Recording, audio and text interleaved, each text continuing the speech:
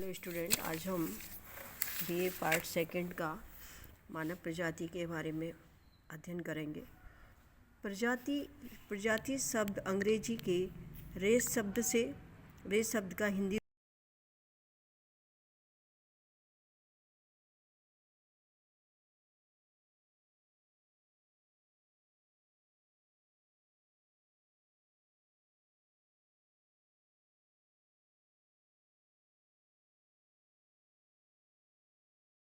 इस प्रकार प्रजाति एक जैविक विचार है जो एक नस्ल से संबंधित है। मानव वर्ग तथा वंशानुक्रम के अंतर्गत शारीरिक लक्षणों की समानता रखता है।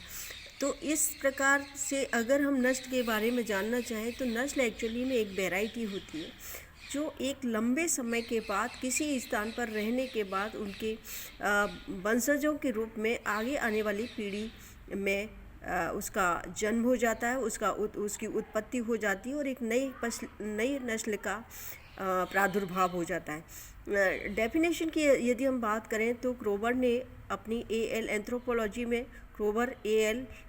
एंथ्रोपोलॉजी में इसकी एक डेफिनेशन देते हुए कहा है कि a race is valid biological concept, it is a group united by heredity, a breed of genetic strain और subspecies. It is not a valid socio cultural concept. मतलब कहने का मतलब ये है कि जो ब्रीड होती है, जो नस्ल होती है या जो प्रजाति होती है, वो एक जैविक अवधारणा होती है, एक जैविक कंसेप्ट होता है।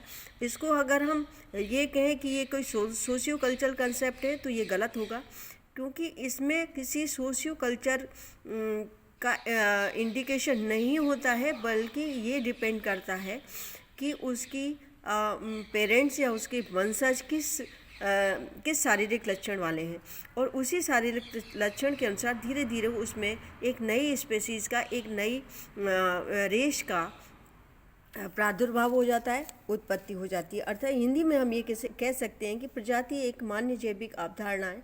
ये आनुवंशिक समूह है जो नस्ल जनित लक्षण अथवा उपजाति द्वारा संगठित समूह है। ये मान्य सामाजिक सांस्कृतिक अवधारणा नहीं है। तो ये हम नहीं कह सकते कि ये इसको हम वैलिड एक सोशियो कल्चरल कॉन्सेप्ट है, बल्कि ये सोशियो कल्चरल कॉन्सेप्ट नहीं है, बल्कि एक ये वैलिड बायोलॉजिकल कॉन्सेप्ट है। ग्रिफिथ टेलर ने भी इसको और अधिक स्पष्ट करते हुए कहा है कि मानव प्रजाति नस्ल को प्रकट करती है, ना कि संस्कृति। तो यहाँ ये चीज़ बिल्कुल ओपन हो गई, ये क्लियर हो गई कि हम रेस के बारे में ये नहीं कह सकते, ये कि कल्चरल कंसेप्ट नहीं रख सकते, बल्कि इसको हम एक बायोलॉजी कंसेप्ट ही कह सकते हैं। अब यदि फॉर एग्जांपल अगर हम बात करें तो कि सपोज करूँ कि कोई एक इंडियन परिवार अगर वो आपका नॉर्थ में निवास करता है, ये आपका हिली एरिया में निवास करता है, और किसी कारणवश वो माइग्रेट होकर के साउथ अफ्रीका या हम साउथ भारत में आकर के निवास करने लगे, तो एक लंबे समय के बाद उसके जो लोग वहाँ रह रहे हैं उनके शरीर में एक बायोलॉजिकल चेंजेज आने लगेंगे, जो कुछ तो आपके नेचुरल होंगे, जो प्रकृति द्वारा होंगे, या मतलब कहने का ये है कि उनके जो हीमोग्लोबिन होता है उसमें कुछ अलग ग्रोथ होने लगी। उसके अंदर जो वाइट पिगमेंट्स जो जब नॉर्थ में वो रह रहा था तो वो उसके अंदर थे, वो धीरे धीरे आपके रेड पिगमेंट में बदलने लगेंगे, और उसकी बॉडी का जो कलर है वो वाइट की अपेक्षा धीरे धीरे उसकी त्वचा का रंग ताम्ररंग में परिवर्तित होने लगेगा। और जब वो परिवार कंटिन्यू वहीं पर जा कर के एस्टेब्लिश हो जाता है तो उसके अंदर जो भी आगे आने वाली जो पीढ़ी उत्पन्न होगी, उस पीढ़ी में वो इस प्रजाति का एक वो बायोलॉजिकल फीचर्स उसके अंदर विकसित हो जाएंगे और एक नई प्रजाति निर्मित हो जाएगी। तो इस तरीके से हम ये कह सकते हैं कि ये केवल एक जैविक अवधारणा हो सकती है, आनुवांशिक हो सकती है, बल्कि ये सांस्कृतिक अवधारणा नहीं हो सकती। तो अगर हम इसके फैक्टर, इवोल्यूशन ऑफ फैक्टर की बात करें कि ह्यूमन रेस में जो फैक्टर मानव प्रजाति के अंदर जो विकास के कारक हैं वो क्या है, तो इसके संबंध में क्रोबर ने ये कहा है कि अंतर प्रजाति विवाह, प्राकृतिक चयन और प्राकृतिक पर्यावरण के ऐसे तथ्य हैं जो प्रजातीय गुणों को निश्चित रूप से प्रभावित करती हैं। अतः मानव प्रजातियों के शारीरिक लक्षणों में समय के साथ परिवर्तन होता रहता है। मानव प्रजातियों के विकास में जो इम्पोर्टेंट फैक्टर आते हैं वो सबसे पहला फैक्टर आपका ट्रेंड ऑफ माइग्रेशन है, स्थानांतरण की प्रवृत्ति है। अगर हम माइग्रेशन की बात करें तो 17वीं 18वीं शताब्दी में एक बहुत बड़ा माइग्रेशन हुआ था, और इससे पहले हमारी जो मानव जाति का जो केंद्र था या हार्टलैंड था, सारी की सारी उद्गम क्षेत्र हम ये इसको कह सकते हैं, तो वो एशिया था, मध्य एशिया था।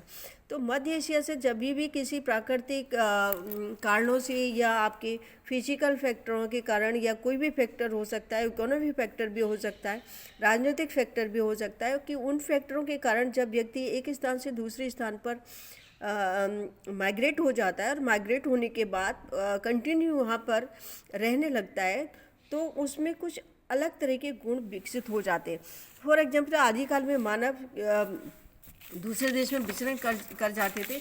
हम इसमें 17वीं 18वीं, जैसे आपका मध्य एशिया से कुछ लोग आपके अफ्रीका की ओर माइग्रेट हो गए थे, कुछ आपके उत्तरी अमेरिका की ओर माइग्रेट हो गए थे, कुछ ऑस्ट्रेलिया की ओर माइग्रेट हो गए थे। चारों दिशा में लोगों ने माइग्रेशन किया, और जो जैसे आपके मध्य एशिया के जो लोग थे वो जब अमेरिका में जा कर के रहने लगे, तो एक लंबे समय के बाद, एक दीर्घकाल की अवधि के बाद उनके शरीर के अंदर वही वाइट पिगमेंट का विकास होने लगा, और उस वाइट पिगमेंट के विकास के कारण उनकी शारीरिक संरचना और लक्षण पूरी तरह से बदलने लगे, और एक नई प्रजाति का निर्माण हो गया, जिसको हम एंग्लो इंडियन के नाम से जान सकते हैं। तो इस तरीके से माइग्रेट इस क्षेत्र में सबसे महत्वपूर्ण भूमिका निभाता है। और ग्रिफिथ टेलर ने तो यहाँ तक कहा है कि जिस मानव प्रजाति का उद्भव सर्वप्रथम हुआ है, वे दूसरे प्रदेशों में स्थानांतरित हो गए हैं, तो उनके शारीरिक लक्षणों में सर्वाधिक परिवर्तन होता है। तो ये सारी चीज़ें जो है माइग्रेट से भी बहुत कुछ डिपेंड करती है। और माइग्रेशन एक इतना बहुत बड़ा रीजन है जिसके माध्यम से बहुत सारी रेशेज का निर्माण हुआ, बहुत सारी प्रजातियों का निर्माण हुआ है। Okay, thank you student. इसके बाद हम आगे के वीडियो में आपको पढ़ाएंगे।